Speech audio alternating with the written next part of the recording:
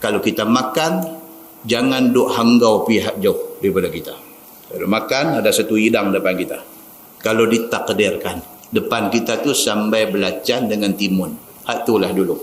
Kerana silap kita pergi duduk orang tu ke, kerana kawan nak makan talam dengan kita, pusing talam bagi main hak tu kat kita ke, itu tak tahu. Tapi kita duduk tengok timun. Timunlah aku malam ni. Mula dengan timun. Bukan maksud tak boleh makan hak lain. Mula dengan timun. Saya tengok-tengok timun, terus langkah pergi ayam kari balik sana. Itu tak boleh. Ini yang dia nak beritahu. Okey. Dia kata ini bab yang datang pada menyatakan hadis yang menerangkan tegah makan makanan yang di tengah. Dia suruh start tepi dulu. Ketahuilah saudaraku, apabila makan ramai-ramai di dalam satu talam misalnya, ataupun di dalam satu hidang, ataupun di dalam satu bekas, hendaklah makan start daripada tepi talam, ataupun bekas yang ada di depan kamu dulu. Ini ada. Tuan kita mengaji daripada sekolah rendah, pergi sampai sekolah menengah, pergi masuk universiti, pergi sambung buat master's degree, pergi buat PhD. Ada orang ajak kat kita benda ni?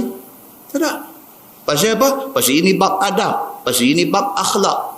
Sebab kadang-kadang mengaji sampai PhD pun akhlak tidak ada, adab tidak ada. Pasal benda ni tak diajar. Muslimin dan muslimat yang dirahmati Allah sekalian.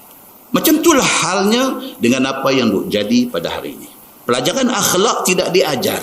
Apabila pelajaran akhlak tidak diajar, kita boleh melahirkan generasi yang berpelajaran dan mempunyai ijazah yang tinggi-tinggi tetapi tidak berakhlak.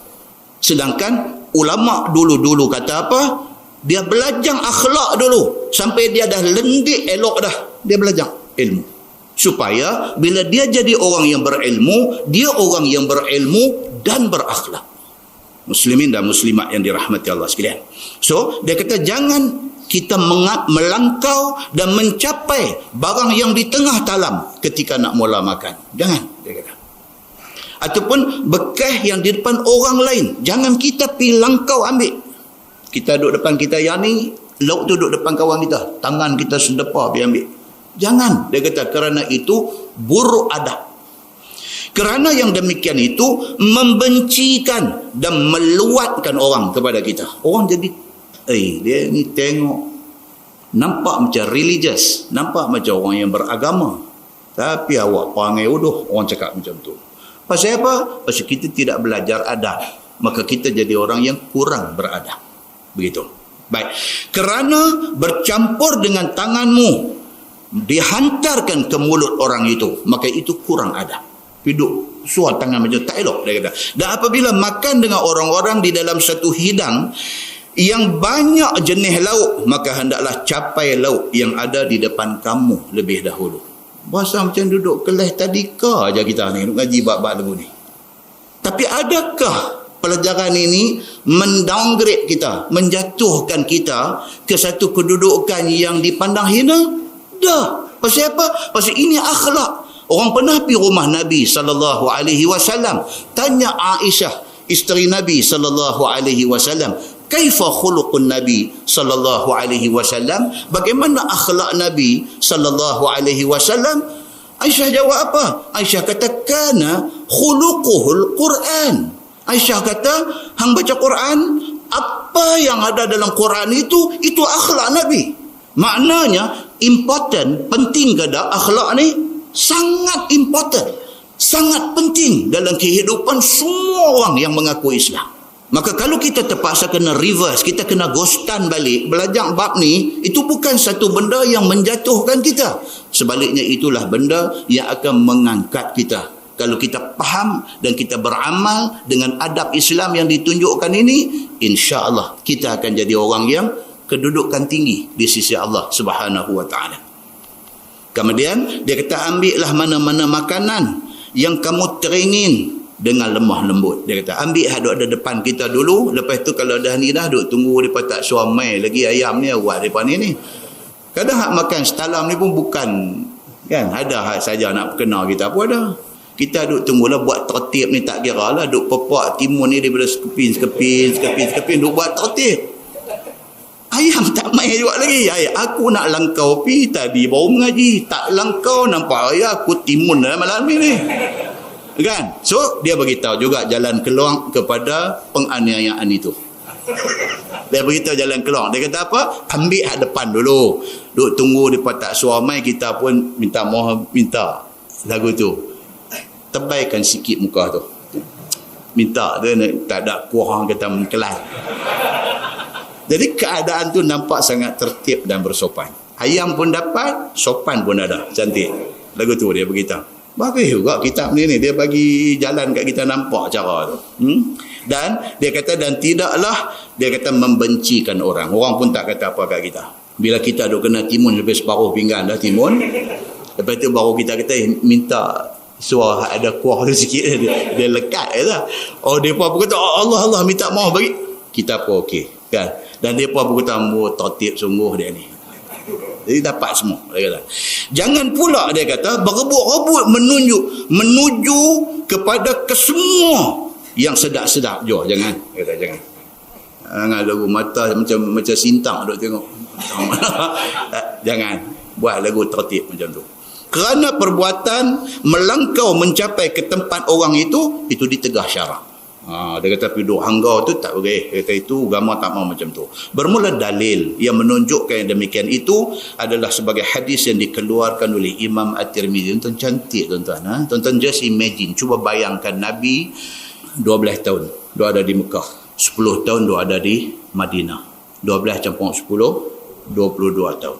Nabi didik sahabat macam ni dengan Quran, dengan didikan Nabi sallallahu alaihi wasallam, sehingga lahir satu generasi. Dia panggil jil bahasa Arab maksudnya generation. Jilun Quraniyun farid, disebut macam tu. Generasi sahabat Nabi ini disebut satu generasi Al-Quran yang unik. Lahir generasi ini. Islam tidak perlu lagi dibaca di dalam kitab-kitab. Tengok sahabat tu, itu Islam.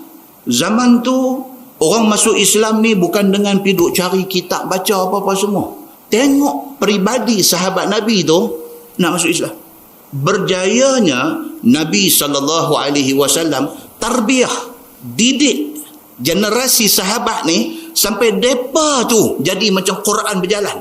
Bukan 4 khulafa ar-rasyidin ni sahaja. Sahabat-sahabat Nabi yang sempat menerima tarbiyah, pendidikan daripada Nabi SAW, membawa Islam ke seluruh dunia. Sa'ad bin Abi Waqqas pergi sampai ke China, bawa Islam pergi sampai ke China, tapi dia balik dan dia meninggal di Madinah. Ustaz, tu yang kubung ni dia kata dia ada di Guangzhou, itu kubung orang hak tolong bawa back Sa'ad bin Abi Waqqas. Pasal apa kata macam tu? Pasal hadis yang sahih menceritakan Sa'ad bin Abi Waqqas dia wafat di Madinah, dan dia wafat, isteri Nabi minta supaya mayat dia dibawa ke masjid untuk turut disembahyangkan oleh isteri-isteri Nabi ridwanullah alaihinna ajma'in. Maka menunjuk kata dia tidak mati di China, dia mati di Madinah. Tapi nak habaq kata dia sampai ke China membawa Islam, dan Islam sampai di China dulu daripada mereka kita di tanah Melayu. Mereka dapat Islam dulu, dan bilangan umat Islam di China lebih ramai daripada bilangan orang Islam yang ada di Malaysia pada hari ini. Muslimin dan muslimat yang dirahmati Allah sekalian. Demikian Islam berkembang pada zaman para sahabat Nabi ridwanullah alaihim ajma'in. Baik, hadis dia kata ani bin Abbasin anna Nabiyya sallallahu alaihi wasallam qala al barakah tanzilu wasat ta'am fakulu min hafataihi wa la ta'kulu min wasatih. Maksudnya diriwayatkan daripada satu sahabat Nabi sallallahu alaihi wasallam yang masyhur alimnya, iaitu Abdullah bin Abbas radhiyallahu anhuma, bahwasanya Nabi sallallahu alaihi wasallam bersabda, bermula barakah itu turun tengah-tengah makanan. Kita duk makan, dalam hidangan itu Allah turunkan barakah, turun mai di tengah-tengah hidangan itu. Maka makanlah oleh sekalian kamu daripada tepinya dulu, dan jangan makan sekalian kamu terus di tengahnya. Itu dia. Oleh kerana barakah itu turun di tengah, makan kat tepi dulu, barulah kita sampai ke tengah, supaya barakah itu tidak segera habis. Ambil semua, barulah sampai kepada tumpuk barakah itu. Kerana Nabi SAW kata, barakah diturunkan di tengah-tengah makanan. Kata At-Tirmizi, bermula ini hadis sahih.